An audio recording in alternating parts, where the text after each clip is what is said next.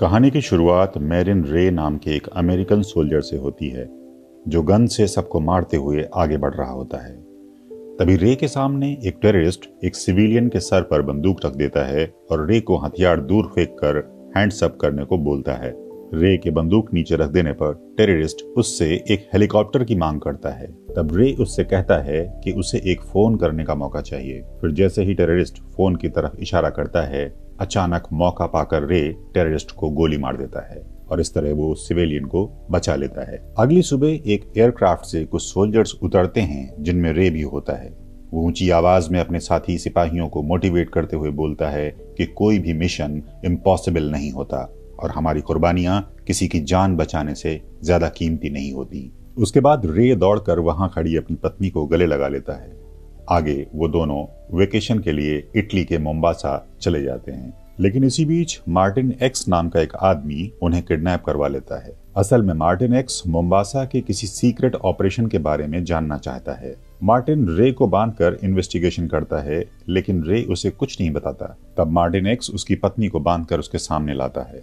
रे इस बात से परेशान हो जाता है और वो अपनी पत्नी को बताता है कि उसे कोई चिंता नहीं करनी है, लेकिन तभी मार्टिन एक्स कहता है कि चिंता तुम्हें करनी पड़ेगी। और इसके बाद मार्टिन एक्स रे की पत्नी को जान से मार देता है और गुस्से में आकर रे उसे गालियां देने लगता है और उसे जान से मारने की धमकी देता है। तभी मार्टिन एक्स को गुस्सा आ जाता है और वो उसे भी गोली मार देता है, जिससे रे की मौत हो जाती है। अगले ही पल रे को एक वैक्यूम में रखकर उस पर कुछ एक्सपेरिमेंट किए जाते हैं। आंख खुलने पर रे परेशान हो जाता है और अपने शरीर में लगे तारों को निकालकर फेंकता है और जैसे ही भागने की कोशिश करता है वो कमजोरी के कारण जमीन पर गिर जाता है। तभी केटी, जो कि उस लैब में साइंटिस्ट होती है, उससे कहती है कि डरो मत, सब कुछ ठीक हो जाएगा। तभी डॉक्टर हार्टिंग, जो कि राइजिंग स्प्रिट टेक्नोलॉजी के हेड होते हैं, वो रे को अपनी लैब में स्वागत करते हैं। वो बताते हैं कि रे की बॉडी उन्हें यूएस मिलिट्री द्वारा डोनेट की गई है और ऐसे में होश में आना एक बहुत बड़ी दिलचस्प बात है। वास्तव में मिस्टर हार्टिंग रे को अपने ऑर्गेनाइजेशन में एक सुपर पावर वेपन की तरह यूज करना चाहते थे। डॉक्टर हार्टिंग बहुत खुशी से रे को बताते हैं कि उसके साथ ये एक्सपेरिमेंट सफल हुआ है और उसको नया जीवन जीने का मौका मिला है। फिर डॉक्टर कहते हैं कि उनके पास कुछ ऐसे एक्सपर्ट्स हैं जो यूएस मिलिट्री को एक तेज तर्रार और बहुत ही खतरनाक मिलिट्री फोर्स दे सकते हैं। ये बताते हुए डॉक्टर हार्डिंग एग्जाम्पल के तौर पर मिस्टर रे के हाथ में घाव कर देते हैं, जिससे रे दर्द से तड़प उठता है, लेकिन इस टेक्नोलॉजी से रे के घाव तुरंत ही भर जाते हैं। ये सब कुछ एक जादू जैसा लग रहा है,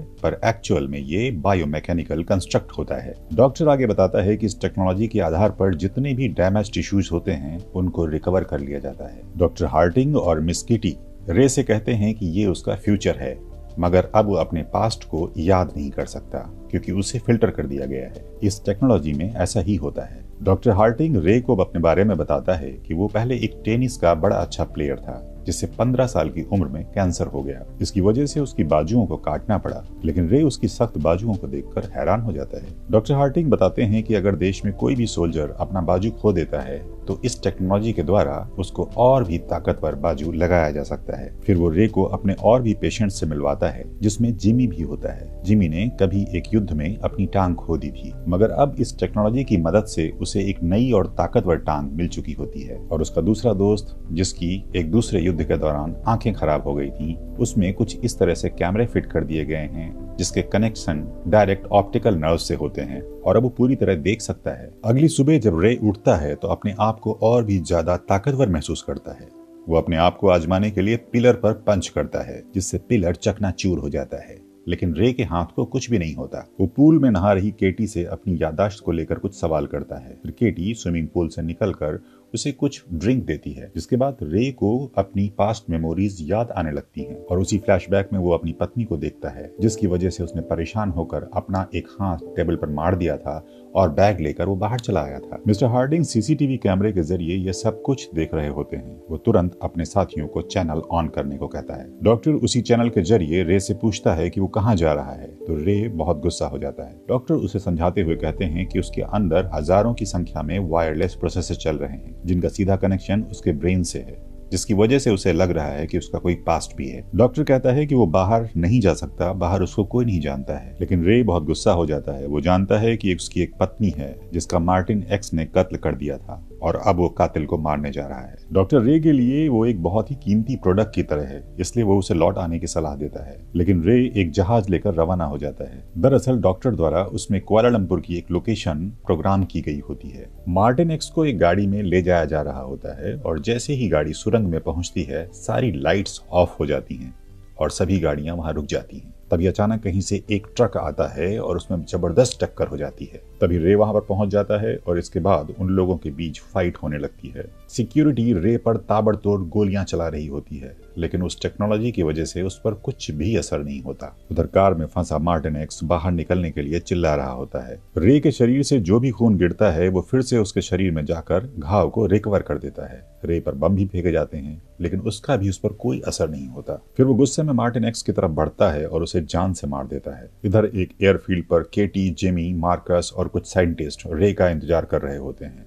फिर रे वहां एक जीप से पहुंचता है तो केटी और बाकी कुछ साइंटिस्ट उसे फिर से एक्सपेरिमेंट को कंप्लीट करने के लिए लेबोरेटरी चलने को कहते हैं। रे केटी को सब कुछ बता देता है कि फाइट में कैसे उसने मार्टिन एक्स को मारा। अब सारे साइंटिस्ट रे के ऊपर राइजिंग स्प्लिट टेक्नोलॉजी का एक्सपेरिमेंट कंप्लीट करने के लिए तैयार हो जाते हैं। डॉक्टर हार्टिंग उसके अंदर एक फॉल्स मेमोरी डाल रहे होते हैं, जिससे उसको कुछ भी पिछला याद ना आए। रे की प्रेजेंट मेमोरी डिस्ट्रॉय कर दी जाती है, उसमें एक न्यू प्रोग्राम मेमोरी इंस्टॉल कर दी जाती है। केटी ऐसा करने से रोकती है, पर डॉक्टर हार्टिंग कहते हैं कि वो बस एक वेपन की तरह है और उसका इस्तेमाल इसी तरह से होगा। दरअसल डॉक्टर हार्टिंग अपने एक दुश्मन निक बैरिश को मरवाने के लिए रे की मेमोरी में प्रोग्राम डेटा अपलोड कर देता है। केटी ऐसा करने से उसे बार बार रोकती है और वो रे को एक मिलिट्री का लॉयल एंड स्ट्रॉन्ग सोल्जर बताती है, मगर हार्टिंग उसे डेड सोल्जर बोलता है। अब चूंकि रे की मेमोरी में उसकी वाइफ के मर्डरर मार्टिन एक्स की जगह निक बैरिश का नाम इंस्टॉल कर दिया गया होता है, इसलिए रे के लिए अगला शिकार बैरिश हो जाता है। जैसे ही रे को होश आता है वो फिर से गाड़ी लेकर निकल जाता है। डॉक्टर भी उसी तरह से उसे प्रिंटेड करते हुए फिर से पुरानी बातें बोलता है। रे से पूछने पर वो बताता है कि निक बैरिश को मारने जा रहा है। अब रे इंस्टॉल किए हुए प्लेस आइडेंटिफिकेशन से ईस्ट स्यूजेक्स इंग्लैंड पहुंच जाता है, जहां बैरिश होता है। बैरिश अपने प्रोग्रामर विगन्स के साथ ढेर सारे कंप्यूटर वाले रूम में बैठा होता है, जहां विगन्स एक ब्रीफ केस में ईएमपी बॉम्ब लेकर आता है। इधर दूर बैठा डॉक्टर सब कुछ अपने सैटेलाइट की मदद से लाइव देख रहा होता है। तभी रे बैरिश के ऑफिस में पहुंचकर मारपीट करना शुरू कर देता है। वो बैरिश को टेबल पर पटक कर पूछता है कि उसने उसकी पत्नी को क्यों मारा। बैरिश बहुत हैरान और डरा हुआ होता है। वो कहता है कि उसने ऐसा कुछ भी नहीं किया है। तभी अचानक रे गन उठाकर बैरिश को गोली मार देता है और फिर रे सीढ़ियों से नीचे उतरते वक्त बेहोश होकर औंधे मुंह गिर जाता है। तो विगन उसे उठाकर अंदर ले जाता है और फिर रे के प्रोग्राम से कनेक्ट होकर डॉक्टर का सिग्नल काट देता है। तभी अचानक रे होश में आता है और विगन्स का गला पकड़ने की कोशिश करता है। तब विगन्स खुद को उसका वेलविशर बताता है और उसे शांत रहने के लिए कहता है। तब दोनों आपस में बात करते हुए सोचते हैं कि उसकी पत्नी का मर्डरर हमेशा चेंज कैसे हो जाता है। वो विगन्स से अपनी पत्नी का नाम गिना बताता है। तभी अचानक रे टेबल से एक चाकू उठाकर अपने हाथ को काट कर दिखाता है और ग्लास में खून निकालकर विगन्स को एनालिसिस के लिए देता है। विगन्स बहुत हैरान होकर बताता है कि वो पूरी तरह से प्रोग्राम किए हुए सिस्टम के द्वारा चल रहा है और वो लोग उसके अंदर फॉल्स मेमोरी इंस्टॉल करके उसका इस्तेमाल कर रहे हैं। और फिर रे अपनी पत्नी का पता लगा लेता है और ये भी सर्च कर लेता है कि ये प्रोग्रामेबल सिस्टम टेम्परेरी है। अगले ही पल लंदन की सुनसान सड़क पर एक कार लिए हुए रे अपनी पत्नी की तलाश में निकल जाता है। फिर वो अचानक एक घर के दरवाजे पर नॉक करता है। दरवाजा खुलता है और सामने उसकी पत्नी है, लेकिन गिना अब किसी और से शादी करके अपने परिवार के साथ खुश है, इसलिए वो रे को मना कर देती है। रे के पूछने पर गिना बताती है कि वो लोग 5 साल पहले मिले थे, लेकिन रे को ऐसा कुछ भी याद नहीं आ रहा है। रे बहुत ज्यादा परेशान हो जाता है और कार में बैठकर वापस चला जाता है। रे कार में रोता हुआ जा रहा था कि तभी अचानक सामने से जिमी एक कार से उसकी गाड़ी में टक्कर मार देता है और फिर रे पर गोलियां चलाने लगता है। जिमी बंदूक के सहारे रे के शरीर में एक चिप इंस्टॉल कर देता है, जिससे रे का पूरा शरीर ब्लू होने लगता है। रे उस चिप को अपने शरीर से निकालकर भागने लगता है। फिर जिमी और उसके साथी उसका पीछा करने लग जाते हैं। जिमी एक बंदूक निकालता है, उसके ऊपर फायर करता है तो वो बुलेट एक ड्रोन कैमरा बन जाती है। ये कैमरे रे को ट्रैक कर रहे होते हैं। जिमी और उसका दूसरा दोस्त दोनों फायरिंग करते हुए मोटरसाइकिल से रे का पीछा कर रहे हैं। तभी रे एक पुलिस वैन से गन्स निकालकर फायर करने लगता है। अब दोनों तरफ से पब्लिक प्लेस पर गोलियां चल रही हैं। इसी फाइट के दौरान जिमी और रे सड़क पर गिर जाते हैं। तभी एक ट्रक एक्सीडेंटली इन दोनों को क्रैश कर देता है। रे तो उस प्रोग्राम किए गए सिस्टम की वजह से रिकवर हो जाता है, लेकिन जिमी की आर्टिफिशियल टांगें डिस्ट्रॉय हो जाती हैं। तभी दूसरा साथी अचानक से बाइक लेकर आता है और रे की पीठ में कोई नुकीली डिवाइस चुभो देता है, जिसके कारण रे बेहोश होकर सड़क पर गिर जाता है। इधर केटी डॉक्टर हार्डिंग की बात मानने से इनकार कर देती है, तो डॉक्टर उसकी ब्रीदिंग सिस्टम को बंद कर देता है, जिसके कारण केटी का दम घुटने लगता है और फिर मजबूरन वो डॉक्टर की बात मानकर वीगन्स को ढूंढने के लिए निकल पड़ती है। केटी लंदन में वीगन्स के पास पहुंचती है। वो वीगन्स से सिगरेट जलाने के लिए लाइटर मांगती है। वो उसे देता है और जैसे ही केटी एक कश लेने के बाद स्मोक बाहर छोड़ती है, वीगन बेहोश हो जाता है। ये देखकर वीगन के साथ ही केटी पर हमला कर देते हैं, लेकिन केटी उन्हें मार देती है। अब इधर जैसे ही रे को होश आता है, वो खुद को डॉक्टर हार्डिंग के सामने पाता है और तब रे डॉक्टर से कहता है कि उसने उसका इस्तेमाल किया है और उसने ही उसकी पत्नी को भी उससे दूर किया है। तो डॉक्टर उसे बताता है कि रिवेंज लेने के लिए रे के जैसे लोग ही उसके लिए सबसे अच्छे ऑप्शंस होते हैं। फिर वो अपने प्रोग्रामिंग सिस्टम से रे को सेंसलेस कर देता है और उसे पुरानी अवस्था में लाकर फिर से नए काम के लिए प्रोग्राम करने लगता है। उधर वीगन्स को भी होश आ जाता है और वो भी प्रोग्रामिंग करने की कोशिश करता है और केटी उसकी मदद करके रे को बचाने की कोशिश कर रही होती है। केटी के प्लान के बारे में जानने के बाद डॉक्टर फिर से उसकी ब्रीदिंग सिस्टम को रोकने की कोशिश करता है, मगर कर नहीं पाता। इधर वीगन्स रे पर कंट्रोल पा लेता है और फिर रे वहां से बाहर निकलने लगता है। तभी अचानक जिमी और उसके साथी प्रोग्रामिंग सिस्टम की वजह से रिकवर और ताकतवर होकर रे पर हमला कर देते हैं। इन तीनों के बीच बहुत ही जबरदस्त लड़ाई होती है, क्योंकि रे के अंदर सुपर पावर होती है, जिससे वो जिमी के आर्टिफिशियल और पावरफुल हैंड्स को काट कर फेंक देता है।